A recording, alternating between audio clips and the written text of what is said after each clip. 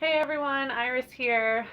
So this is my update. I haven't done one in a very long time, pretty much since I said I would start doing them. And today seems like a good day to do that. So here's kind of what's going on. I'm on a cruise ship. I am working on a cruise ship, um, but the cruise ship's not sailing anymore. So when I originally took this contract, my summer was going to be spent sailing from Rotterdam in the Netherlands to Norway to Iceland, all the way up to the Arctic Circle and go sail around the polar ice caps. We were going to do a couple weeks cruise around the UK, which was going to be really fun. So that was going to be my summer. And then in April, the news came out that the ship I was going to be on would be used as part of a humanitarian effort to house people that were leaving the Ukraine. So refugees that were leaving the Ukraine because of the attack that Russia is putting on them. And the ship that I was going to would be used to house, basically used as housing, which really, if you think of it, this is a very efficient way to house people. And yeah, it's like we're basically a hotel, but we are a hotel that also has full, I guess hotels have laundry, but like we can do laundry and we can do all the food, and we have access to medical care on board, although for the most part, because we're docked, so this is part of we're not going anywhere, is we're literally not going anywhere. So we are sitting at just sitting in our little spot in Rotterdam until now September 14th. So it was originally going to be till July 3rd. And then a week ago, maybe 2 weeks ago, it came out that that's actually been extended till September 14th. And so the next cruise that the ship actually sails with passengers is going to be September 24th. I won't be here when that happens. But yeah, so we're just sitting here, which means that the guests and myself, we call them the guests because yeah, they're our guests. They're our guests on this ship. So they can go ashore for medical, for school, for jobs, for life, for just I don't know, whatever you might need to go ashore for, whatever you might need to do in normal life, they can go ashore to do. We also, as crew, can get off the ship, and there's a metro station pretty close by, so we can hop on the metro and go into town to go shopping, to go out to dinner. To my husband and I went to Keukenhof. Keukenhof. I really wish I could say that properly. My Dutch friends are going to be a little annoyed that I just said it like that. But the gardens that's out in a town called Lisse, Lisse, to see tulips because we're in the Netherlands. So tulips, yay tulips. So we went to do that, and we did that we walked to the metro, got on the metro, went from there to a train, and then went from a train to a bus. But the fun part is that all of that is just with this one little like metro card. So it's called an OV chip cart, and it does all of that. It does all the public transportation. So that part's kind of cool. Yeah, so we're just sitting here so we can go ashore and do those things when we're not working, and then the people on board, they can, go figure out do what they need to do in life. So yeah, it's interesting. I think I've now spent possibly more time sitting in this place in Rotterdam, like around this town, than I have in my hometown this year. I think that might actually be a thing, which is kind of weird. It's also like interesting that like, oh yeah, no, this is how we get to our metro station, and these are the metro lines that you need to take to get to our station. And like, I've never lived in a city. I've never lived somewhere where I have metro lines to pay attention to, let alone to be familiar enough with that it's like, okay, this is how you get here, this is how you get there. And so that's kind of interesting. Yeah, so that's like kind of an interesting part of just being on a ship that's in the same spot all the time is that, I'm used to like up in Alaska, you'd sail to Alaska and every week you stop in Juneau. And so you have the places that you go in Juneau and you have the places you go in Ketchikan and you have the places that you go in Sitka. And like you're familiar with it, you're comfortable with it. But at the end of the day, you leave and you come back a week later. This is like that, but without leaving and just being here. So it's interesting.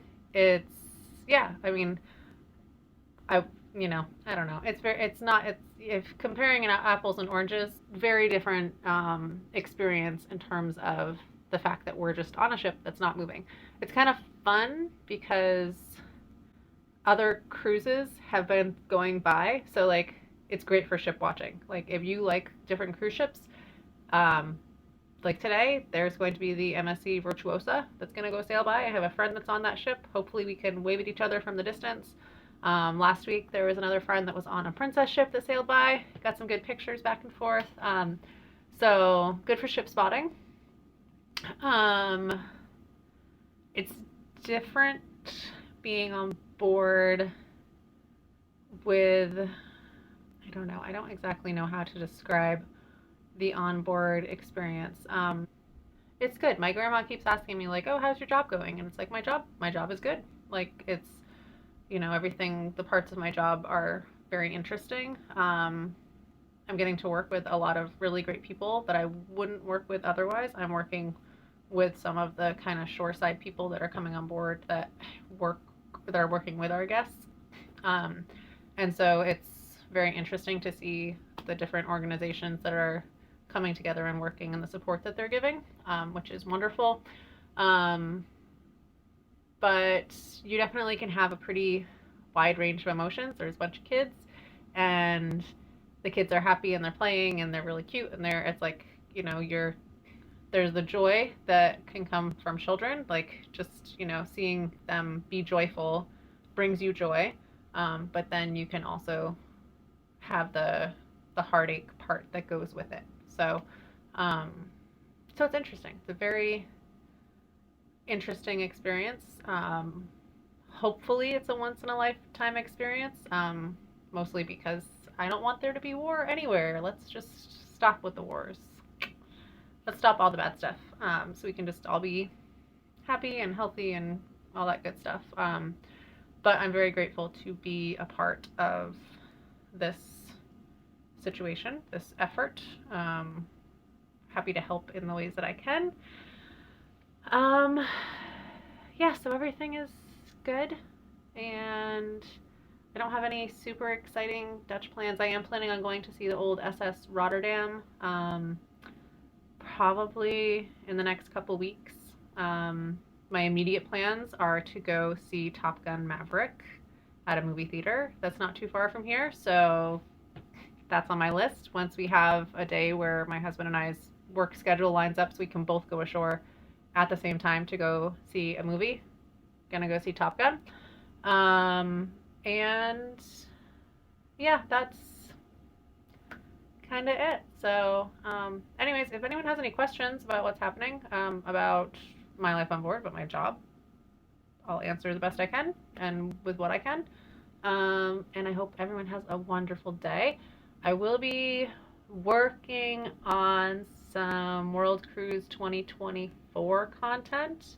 I did spot a couple cruise lines that have put out World Cruise 2025 itineraries. I think it's a little early for that. It feels early to me. There's so much.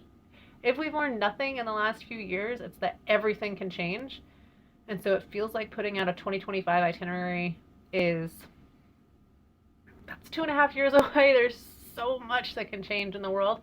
Um, so, I don't begrudge them for putting it out. I think it's great for people to have things to look forward to be excited about. But at the same time, it feels like there's a strong chance that at least some of the itinerary is going to change between now and 2025 when those sail. Um, but we'll see. Maybe not. Maybe it'll just, everything will go according to plan. I'm laughing because nothing has gone according to anyone's plans for how long now? A long time. It's felt like a long time. Um, anyways, I hope everyone has a fabulous day, fabulous weekend. And not that I do know it's a weekend. I want points for that. Most of the time when you're a crew member on a ship, the days just all go together. Most of the reason I know what day of the week it is because the restaurant that's directly next door to the ship is closed on Mondays and Tuesdays. So the easiest way to like just go off the ship and get something different to eat is to go to that restaurant. And it's closed on Mondays and Tuesdays, so you have to keep track of what day of the week it is, so you know which days the restaurant's open. Oh dear, yeah. If you want to know what life as a crew member is, normally you go by what port you're in. So like up in Alaska season, Alaska, lots of ships are in Alaska right now. That's why it's on my mind. It's like, what day is it? It's Juneau, and then you don't know what day of the week it is. Maybe Juneau's on a Wednesday, whatever the day is. So you don't actually know what day it is. You just know that you're in Juneau that day, or you know that you're on, you're in Ketchikan, or the next day is Seattle. And Seattle's on a weekend day. Is it a Saturday? Is it a Sunday? I don't know. But it's a weekend day. So, but that's not the case right now. Every day is the same port. So you can't keep track that way. So I have to keep track by the restaurant next door. Okay. Anyways, bye. Have a good day. Thanks.